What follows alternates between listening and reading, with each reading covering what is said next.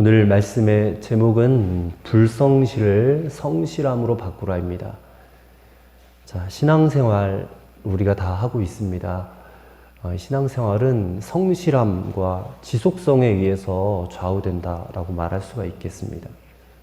성경을 읽어보면 성경은 곳곳에서 성도의 성실함을 강조하고 있습니다. 왜 그렇게 성실할 것을 강조하는가? 인간이 본래부터 이 타고난 성품 자체가 참 이게 나태와 게으름이 익숙하기 때문에 그렇지 않겠는가. 참 우리는 가만히 내버려두면 그냥 불성실한 존재입니다. 그래서 성경은 성도가 항상 성실할 것을 그렇게 우리에게 강조를 하고 있지요. 실제 우리의 삶도 한번 뒤돌아보면 정말 불성실한 모습 투성입니다. 아무리 결심하고 아무리 막 노력해도 참 잘 안 되잖아요. 우리 다 새벽 기도 해야 된다는 거 아는데 새벽에 일어나기가 참 그렇게 힘들고, 또 하루에 성경 읽는 것도 꼬박꼬박 읽어야 되는 거 아는데도 이 일 저 일 하다 보면 또 놓쳐버리고 자꾸 뒤로 우선순위로 미뤄지는 그런 모습을 보면서 참 내가 불성실하구나, 그런 깨달음을 얻게 되는 것 같습니다. 이 성실함을 좀 영적인 의미로 생각을 해보면 예수님과의 지속적인 관계를 맺는 겁니다. 그냥 세상적인 그런 일반적인 성실함이 아니라 뭐 꾸준히 하고 반복적으로 하고 이런 차원의 것이 아니라 영적으로 봤을 때는 날마다 주님과 교제하고 소통하면서 대화하면서 그렇게 살아가는 거죠. 주님과의 동행입니다. 근데 우리가 그 주님과의 동행을 싫어하거나 뭐 지겨워하거나 더 나아가 그런 동행을 우리가 거부한다면 이 성실함은 바로 그냥 무너지고 마는 것이 되겠죠. 신앙생활은 그냥 형식이 되고 마는 것이고 파행을 겪을 수밖에 없게 되는 것입니다. 그리스도인의 성실한 생활은 경건 생활과 밀접한 관계가 있습니다. 그다음에 지금 예수님께서 저와 여러분들을 보실 때에 과연 너는 얼마나 성실하냐? 얼마나 성실하게 경건 생활에 힘쓰고 있느냐? 물어보실 때에 나 잘 살고 있습니다, 주님 하고 스스로 자부할 수 있는 사람 이 자리에 아무도 없을 겁니다. 아마도 주님께서 우리를 보시고 야, 너 참 잘했다 하고 칭찬할 만한 일은 별로 없고 매번 너 왜 그러니?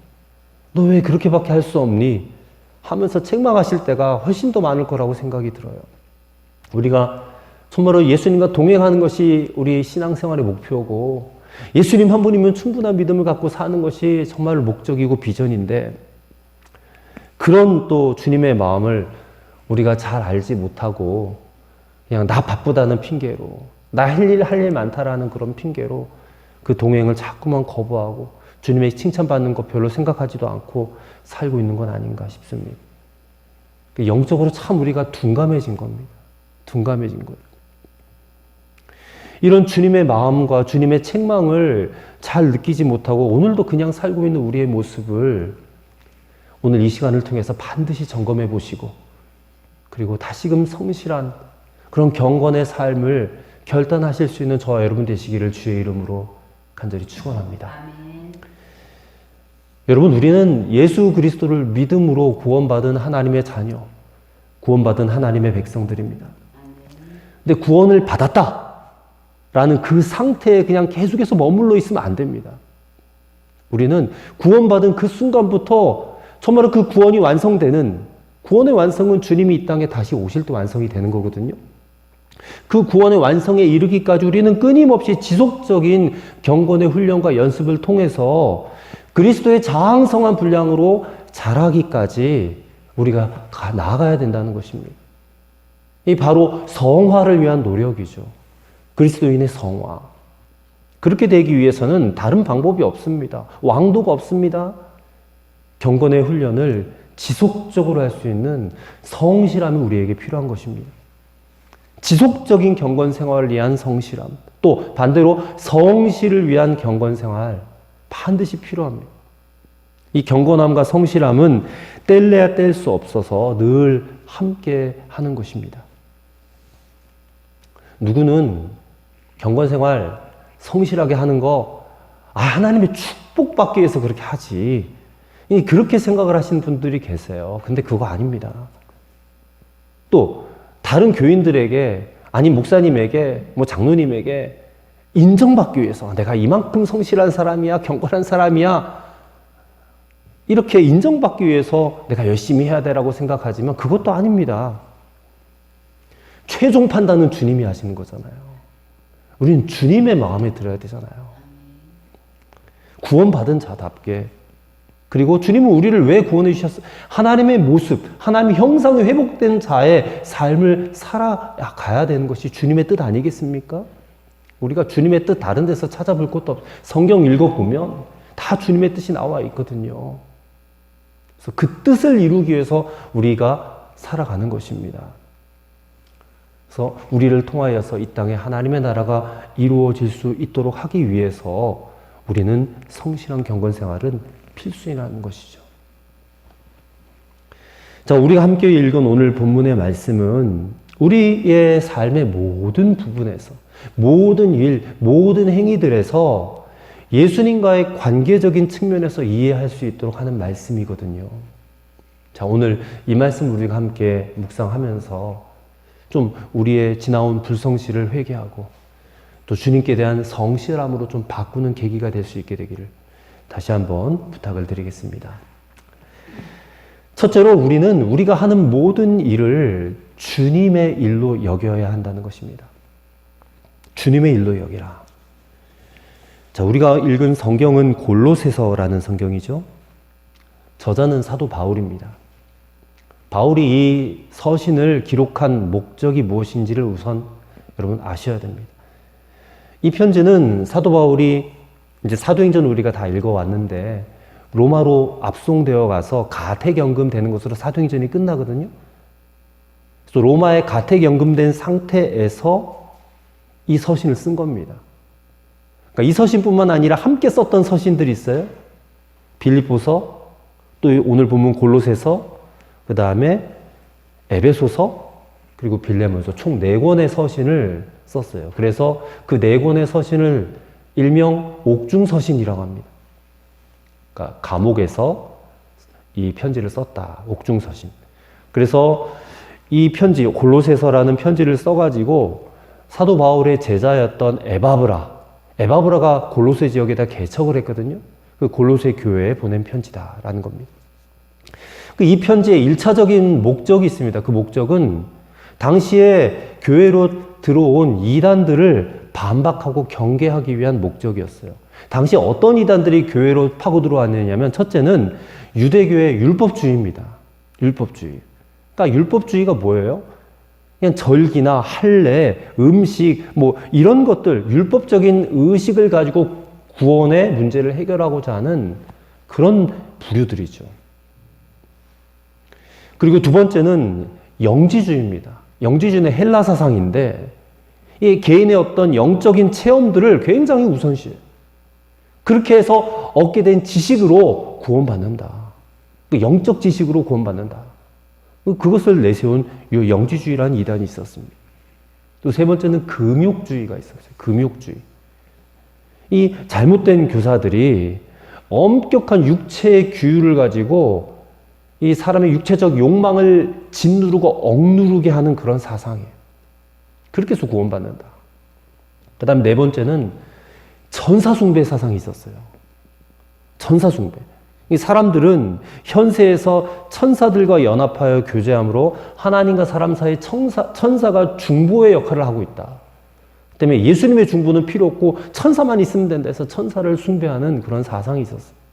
이런 이단 사상들이 교회 안에 막 무차별적으로 들어왔는데 거기에 대한 반박과 그리고 경계를 위해서 골로새서를 썼는데 골로새서는 거기에서 더 나아가 이것을 강조하고 있습니다. 무엇을 강조하냐면 만물의 주가 되시는 그리스도 예수를 드러내기 위한 목적이 있습니다.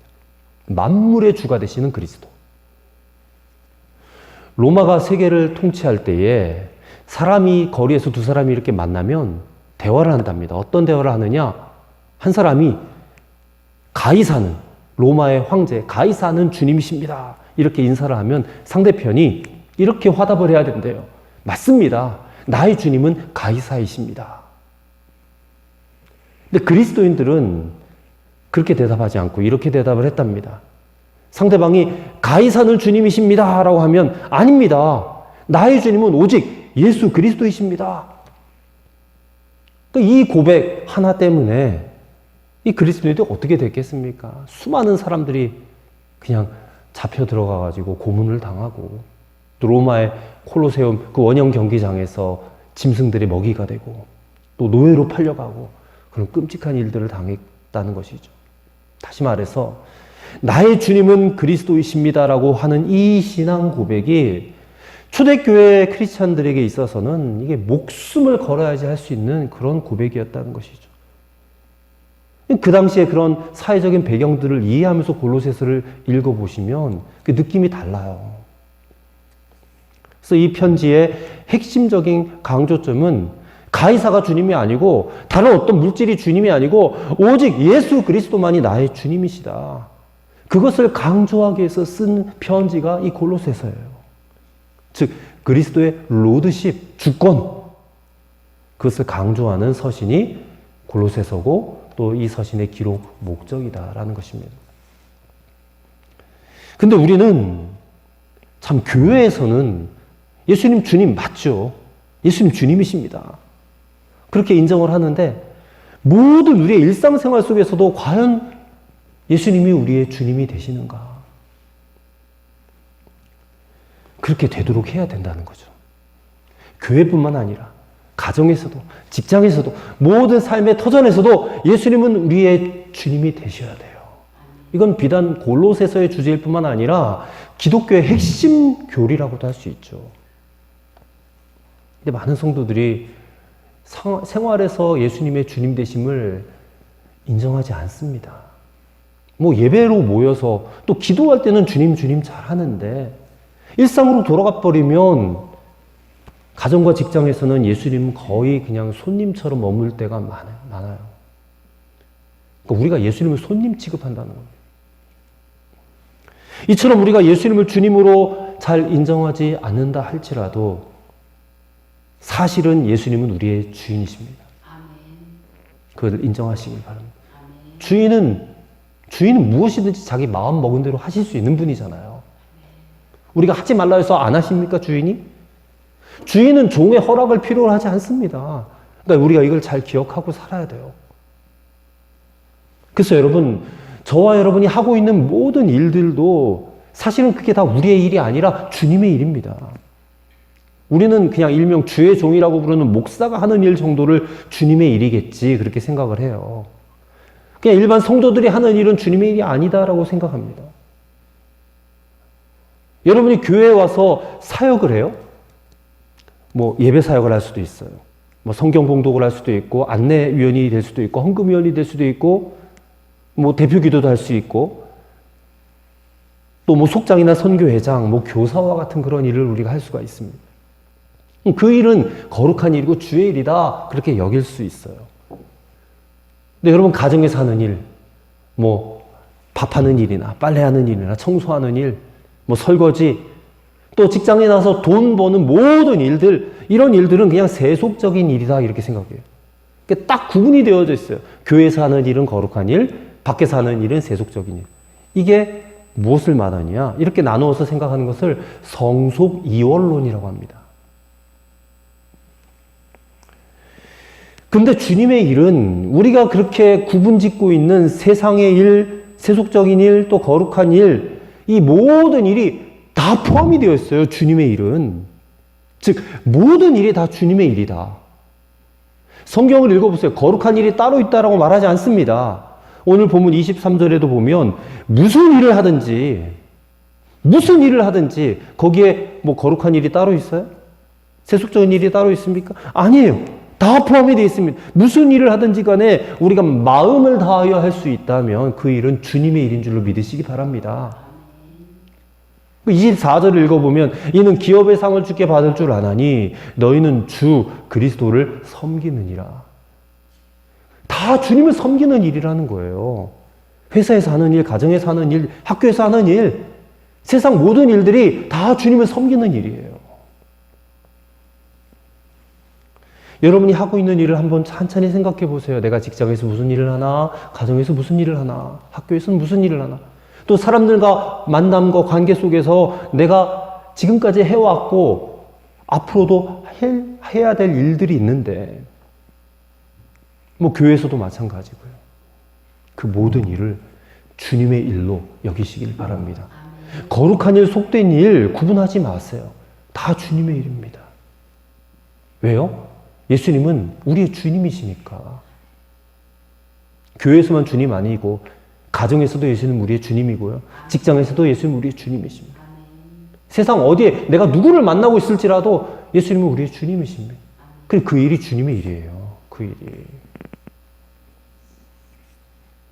아침 식사를 차리는 그 일에 주님이 되시고요. 설거지하는 그 일에 주님이 되십니다. 학교에서 학생들은 공부하는 그 일에 예수님이 주님이 됐습니다. 삶의 작은 일에도 주님은 주권을 인정받으시길 원하세요. 예수님 나의 주님이십니다. 예수님 나를 다스려 주세요라고 기도하면서 그 일을 하실 수 있게 되기를 바랍니다. 그 주님의 인정받으시면 주님을 좋아하시지 않으시겠어요? 매사에 주님을 인정하세요. 주님의 주인됨을, 주님의 주권을 여러분 인정하고 사세요. 그러면 주님이 영광을 받으시는 겁니다. 어떻게 주님께 영광이 돼요? 주님을 인정할 때 영광이 되는 거예요. 그럴 때 우리의 마음에도 기쁨이 찾아오게 될 줄로 믿습니다. 두 번째로 우리가 그 일을 할 때에 원칙이 있습니다. 뭐냐면 사람을 바라보지 말고 주님만을 바라보고 하라는 겁니다. 근세기 한국을 대표할 만한 인물 가운데 도산 안창호 선생님이 계십니다. 애국자고 교육자시고 진실한 신앙인이셨습니다. 근데 이분이 한 번은 미국에 건너가서 청소부로 일하며 공부할 때였대요.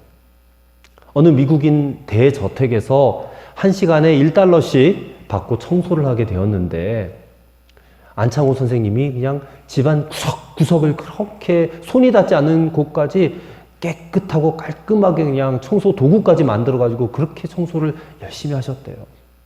그래서 그 집 주인이, 외국인이 이렇게 베란다에서 내려다보니까 이 안창호 선생님이 마치 자기 집 청소하듯이 그렇게 그냥 성실하게 하는 것을 보고 감동을 받았대요.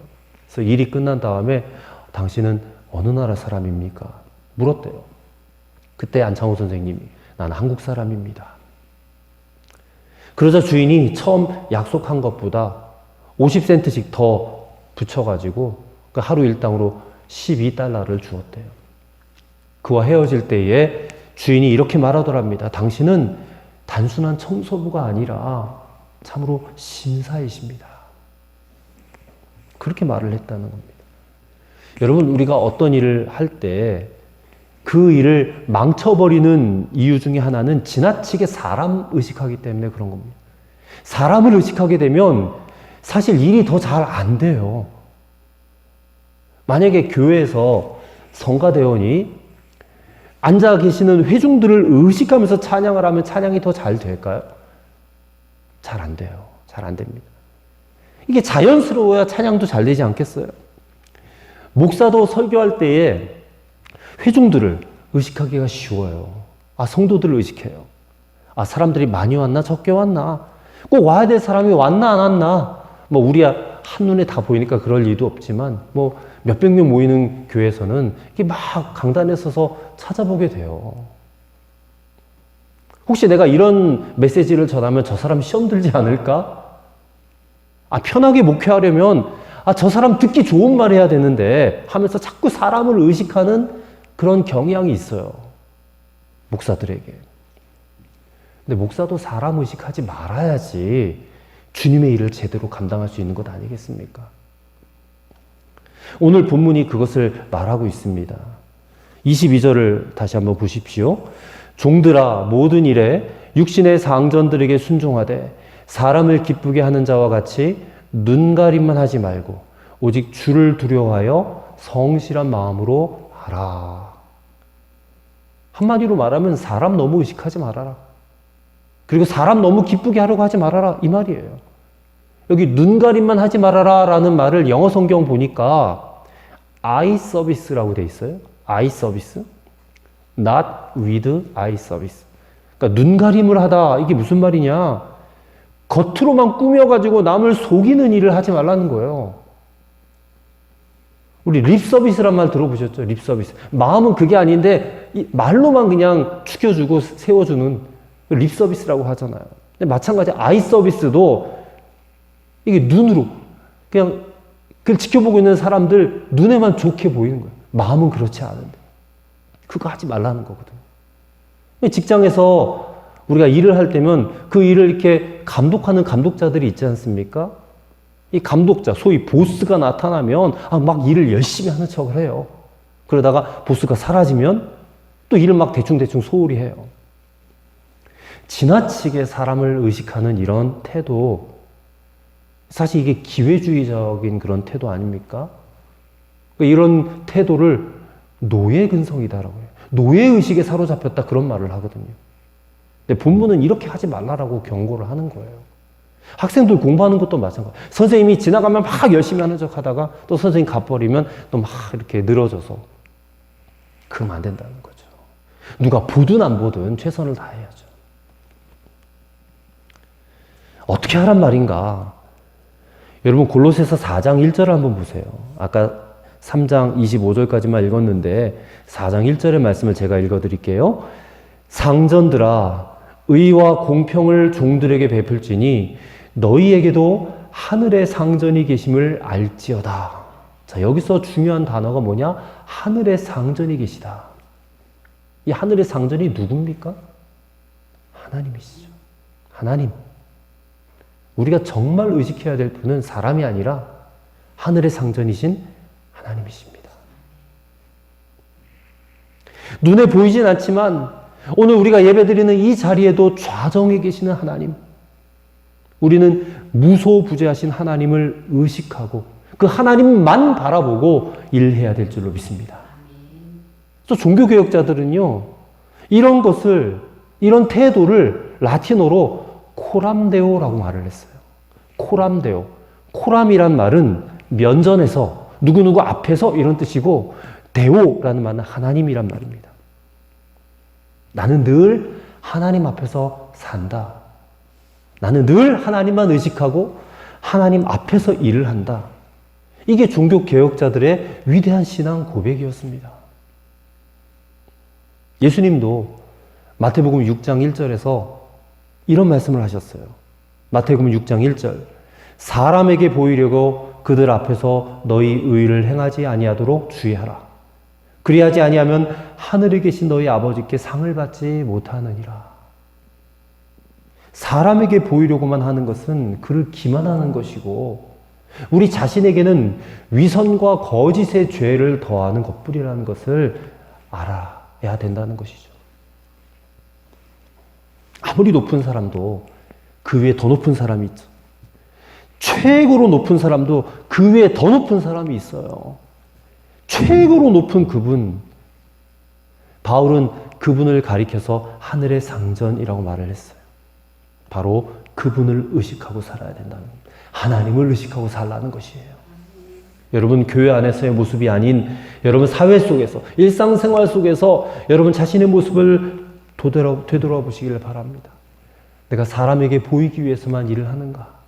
아니면 누가 보든 안 보든 하나님을 의식하고 주어진 일에 최선을 다하는가?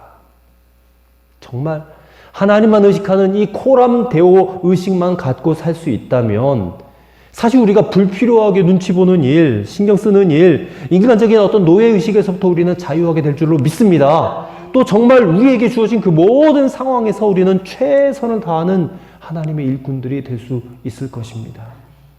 그래서 여러분, 사람이 아니라 하나님만을 의식하시기를 바랍니다. 히브리서 12장 2절은 이렇게 말씀해요. 믿음의 주여 또 온전케 하시는 예수를 바라보자. 우리 주님만 바라보자.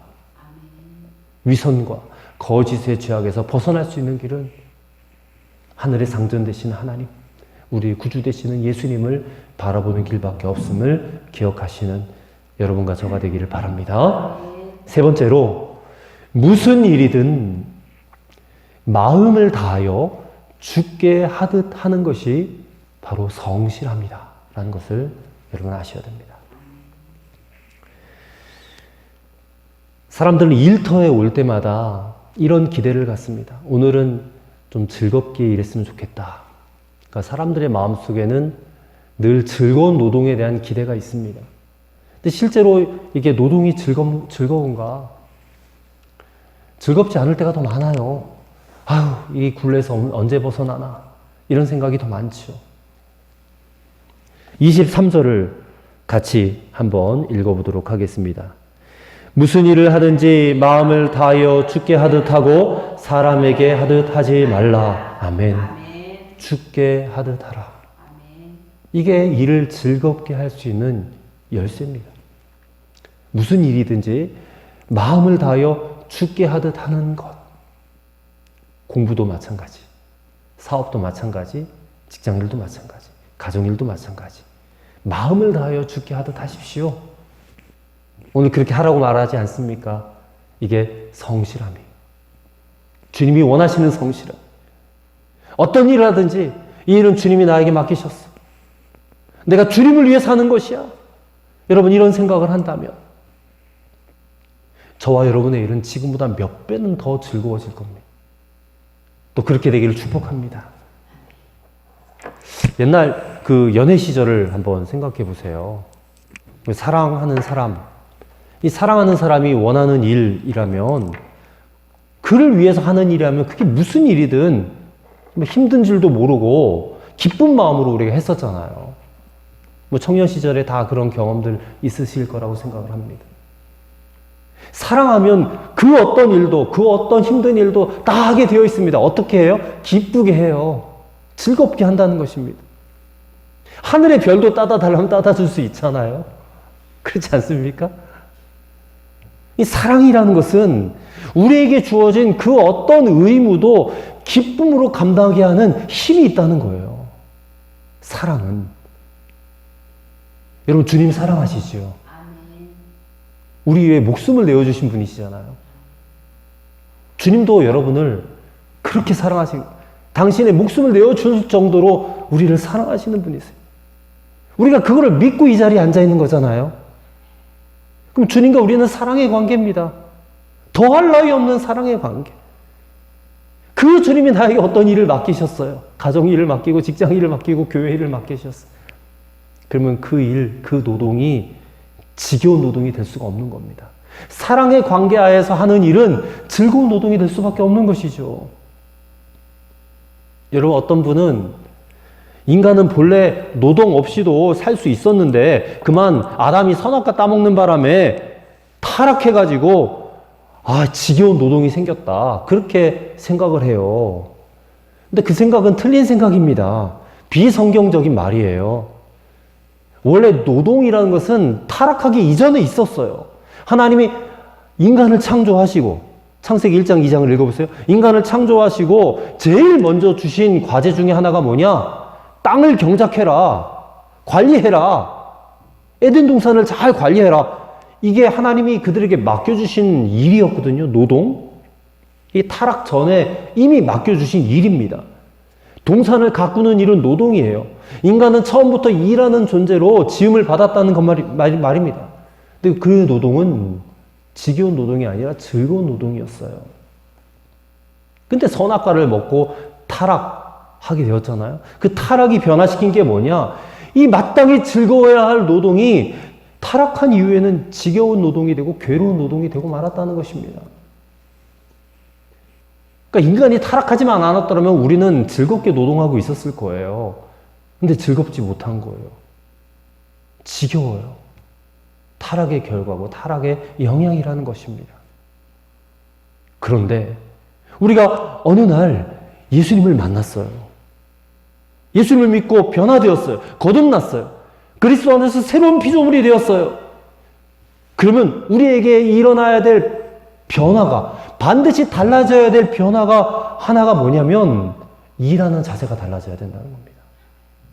일하는 자세가.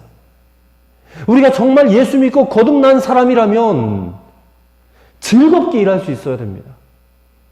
여러분과 저의 일이 지겨운 일이 되어서는 안 돼요. 우리에게 주어진 삶의 과제가 즐거워야 되고 그를 즐길 수 있어야 돼요. 그게 구원받은 사람의 자세라는 겁니다. 성실하면 성실해야지 하고 결단해서 되는 것이 아니라 구원받은 능력에서 나오는 것입니다. 그 마음에서부터 나오는 거거든요. 여러분, 무엇보다 중요한 것, 성실하게 일할 수 있어야 돼요. 예수 안 믿는 불신자보다 믿는 사람들이 어떤 일을 잘 못할 수 있어요.